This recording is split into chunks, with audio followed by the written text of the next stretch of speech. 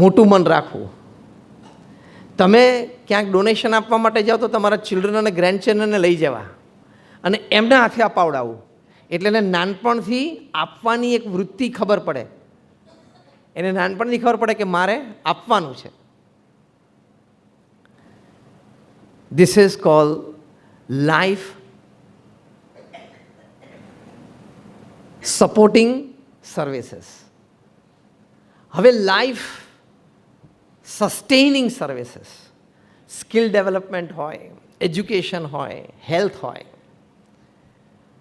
લગભગ 2000 પછીની સાલમાં એક વખત પ્રમુખ સ્વામી મહારાજ સારંગપુરમાં હતા, જ્યાં અમારું સંતોનું ટ્રેનિંગ સેન્ટર છે.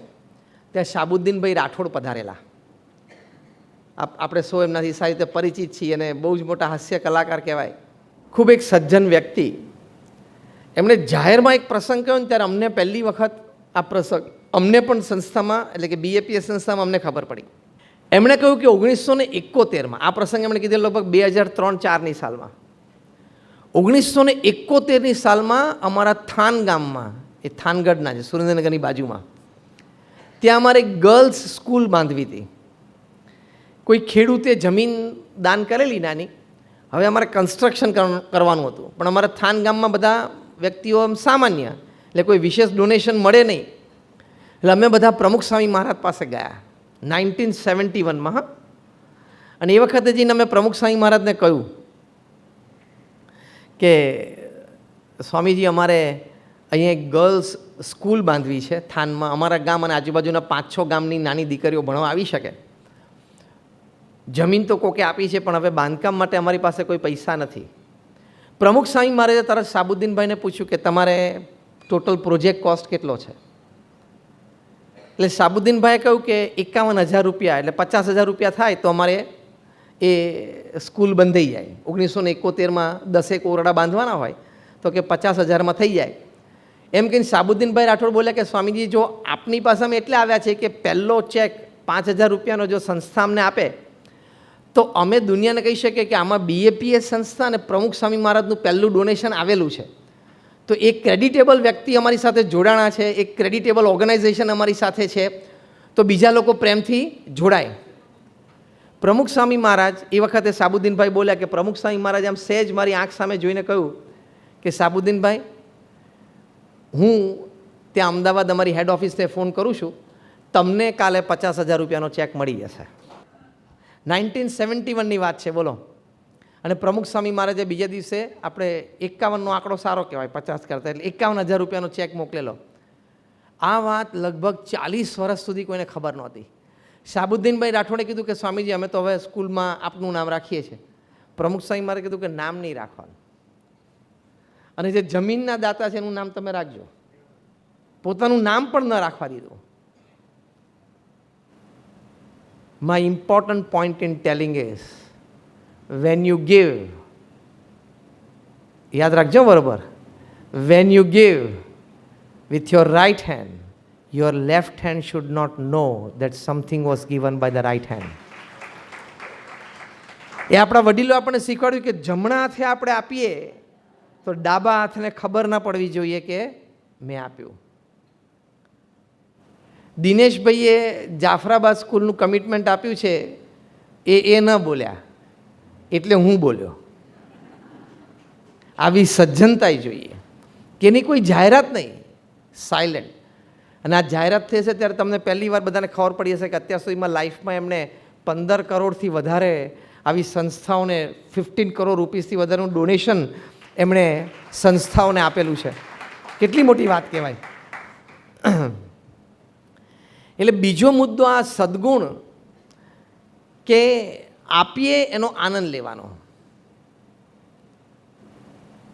નોર્મલી આપણને શું હોય કે જરા તકતી લાગે, નામ ડિસ્પ્લે થાય, અને પછી જ્યારે ત્યાં કોઈ ઇવેન્ટ હોય અથવા તો આપણે જઈએ ને તો જરા નજર કરી લઈએ, એક તકતી છે ને પાછી જતી નથી રહી ને,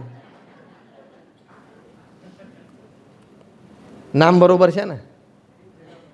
હા, અને ત્યાં કોઈ ઇન્સ્ટિટ્યૂટવાળા કંઈક ફર્નિચર ગોઠવ્યું હોય ને તો આપણે કે આ કબાટ અહીં ના ગોઠવાય, સાઈડમાં ગોઠવા, વંચાતું નથી એમ. અમારા સંતો વાત કરે છે કે ભગવાને હવા આપી તો એની ઉપર ઓથોરિટી ના રાખી કે લખ્યું નહીં. એમ આપણે ધારો કે આમ શ્વાસ લઈએ છીએ તો અવાજ આવે છે ભગવાનનો. ભગવાન એમ કહે છે મેં તને હવા આપી છે, મેં તને હવા આપી છે. કંઈક અવાજ ભગવાને મૂકી દીધો તો આવત. પણ આપણે કોઈ એક જગ્યાએ પંખો ડોનેટ કરીએ ને તો 3 પાંખ ઉપર નામ લખાવે. હવે હવા તો ભગવાન આપી, તું કે હવા નથી આપતો. તે ખાલી એક મિકેનિઝમ વચ્ચે ફિટ કરી છે. એક પંખા ઉપર પોતાનું નામ, બીજા પંખા ઉપર એની માતાનું નામ, ત્રીજા પાંખિયા ઉપર પાછું એનો પિતાનું નામ, અને ત્રણેયમાં પાછા 3 નામ હોય. લગભગ 5-6 પેઢીના નામ એક પંખા ઉપર આવી જાય 400 રૂપિયાના પંખામાં. હા, એટલે નામ માટે ન આપવું, નહીં તો તમને આનંદ નહીં આવે. તમને માન આવશે કે આઈ ગેવ.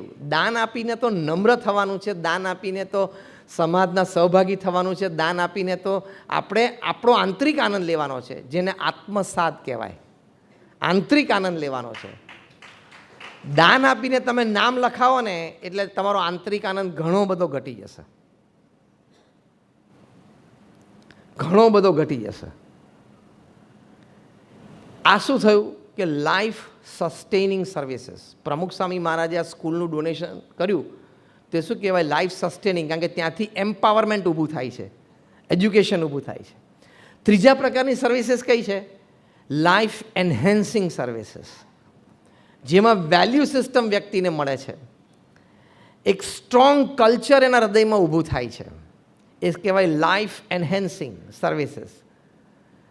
સ્વામિનારાયણ અક્ષરધામ દિલ્હી છે એ 2005થી ઉદ્ઘાટિત થયું ત્યારથી આજ સુધી હજારો લાખો વ્યક્તિઓએ વિઝિટ કરી, દર્શન કર્યા, એક્ઝિબિશન્સ જોયા. ત્યાં મેં એક્ઝિબિશનમાં એક વેજીટેરિયનિઝમનો સ્પોટ મૂકેલો છે, શાકાહારી જીવન જીવવું. એમાં 2 રીતે ઇમોશનલ આર્ગ્યુમેન્ટ પણ છે, સાયન્ટિફિક આર્ગ્યુમેન્ટ પણ છે, લોજિકલ આર્ગ્યુમેન્ટ પણ અમે મૂકી છે. ઇમોશનલ આર્ગ્યુમેન્ટ એ મૂકી છે કે તમે મરઘીના ઈંડા ખાવ છો અથવા મરઘીનું બચ્ચું ખાવ છો તો એ પણ માતા અને સંતાનનો પ્રેમ છે જે તમે તોડો છો. તમે ઘરમાં પેટ તરીકે કૂતરો કે એક બિલાડી રાખતા હો અને આ બાજુ મરઘીનું બચ્ચું એટલે ચિકન ખાતા હો ને તો યુ આર ડબલ કેરેક્ટર. હા, આ તમારા નોનવેજ ઇટિંગ ફ્રેન્ડ્સ હોય ને એને કહેજો કે I label them as double character. કોઈક આપણને એમ કે તું ડબલ કેરેક્ટરનો છો તો કેવી ગાઢ જેવું લાગે કે you are something else outside, something else inside. તમે એક પ્રાણીને પ્રેમ કરો છો અને બીજી જગ્યાએ બીજા પ્રાણીનો પ્રેમ મારો છો, ડબલ કેરેક્ટર થયું ને. આ વિચારવા જેવી વાત છે. આ એક ઇમોશનલ આર્ગ્યુમેન્ટ અમે મૂકી છે.